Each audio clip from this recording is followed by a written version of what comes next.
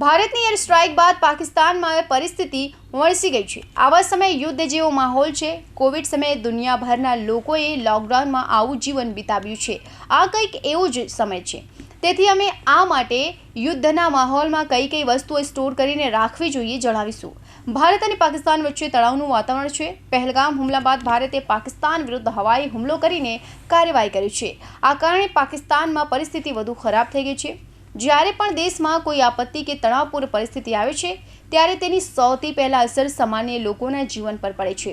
આવી સ્થિતિમાં એવું કહેવામાં આવે છે કે ઘરમાં રહેતા તમામ નાગરિકોએ તેમની સલામતી અને અસ્તિત્વ માટે શક્ય તેટલી તૈયારી કરવી જોઈએ। ભારતમાં આ સમયે જ પ્રકારનું વાતાવરણ બની રહ્યું છે તે જોઈએ। જો તમે પણ કેટલીક વસ્તુનો સંગ્રહ કરવા માંગતા હો તો આ વિડીયો ફક્ત તમારા માટે છે। આમાં અમે તમને જણાવીશું કે જો યુદ્ધ જેવી પરિસ્થિતિ ઊભી થાય તો ઘરમાં કઈ કઈ ખાદ્ય વસ્તુઓનો સંગ્રહ કરી શકાય છે જે લાંબા સમય સુધી બગડતી નથી।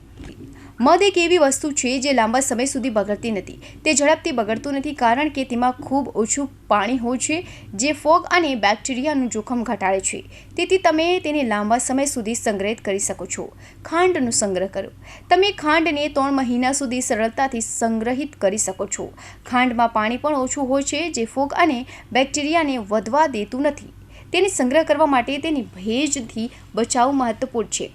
મીઠું પણ રાખી શકાય। મીઠું દરેક ઘરમાં જોવા મળે છે। ભારતીય ભોજનમાં મીઠાનો ઉપયોગ થાય છે। આવી સ્થિતિમાં તેને સંગ્રહિત કરવું ખૂબ જ મહત્વપૂર્ણ હોય છે। મીઠું લાંબા સમય સુધી ટકી રહે તેવી વસ્તુ છે। તેમાં પાણીનું પ્રમાણ ખૂબ જ ઓછું હોવાથી તેમાં ફગ અને બેક્ટેરિયા વિકાસ પામી શકતા નથી। ચા પત્તી અને કોફી। યુદ્ધ દરમિયાન ચા પત્તી અને કોફી એક એવી વસ્તુ છે જે લાંબા સમય સુધી ચાલે છે। બંને શુષ્ક ખોરાક છે જેમાં ઘણો ભેજ હોય છે। આ જ કારણ છે કે તે ઝડપથી બગડતું નથી। તેને સૂકી અને ઠંડી જગ્યાએ રાખવાથી તેની શેલ્ફ લાઈફ વધે છે। કઠોળ। તમે મસૂરને 3 મહિના સુધી પણ સ્ટોર કરી શકો છો। કેટલાક કઠોળ ઝડપથી બગડી જાય છે પણ જો તમે તેના તડકામાં સુકાવીને કન્ટેનરમાં રાખો છો તો તે શેલ્ફ લાઈફ વધે છે। તમે મસૂરને 3 મહિના સુધી પણ સ્ટોર કરી શકો છો। કેટલાક કઠોળ ઝડપથી બગડી જાય છે પણ જો તમે તેના તડકામાં સુકાવીને કન્ટેનરમાં રાખો છો તો તેની શેલ્ફ લાઈફ વધે છે। કઠોળ હંમેશા સ્વચ્છ અને સૂકા પાત્રમાં રાખો। ભારતીય ઘરોમાં ભાત પણ ખોરાકનો એક મહત્વપૂર્ણ ભાગ છે। સામાન્ય રીતે ચોખાને 12 મહિના સુધી સરળતાથી સંગ્રહિત કરી શકાય છે પરંતુ જો તમે તેને લાંબા સમય સુધી રાખવા માંગતા હો તો તમે તેમાં લીમડાના પાન તથા લવિંગ ઉમેરી શકો છો। નહીં તો તેને લાંબા સમય સુધી રાખવા માટે તેને દિવેલ લગાવીને વ્યવસ્થિત એરટાઇટ કન્ટેનરમાં ભરી શકો છો। સૂકો મેવો। સૂકો મેવો પણ લાંબા સમય સુધી બગડતા નથી। તમે આને 3-4 મહિના સુધી સ્ટોર કરી શકો છો। સૂકો મેવો સૂકો હોય છે, તેમાં ભેજ અને પાણી ઓછું હોય છે। આવી સ્થિતિમાં ઝડપથી બગડતા નથી। ડાર્ક ચોકલેટ પણ ખરાબ થતી નથી।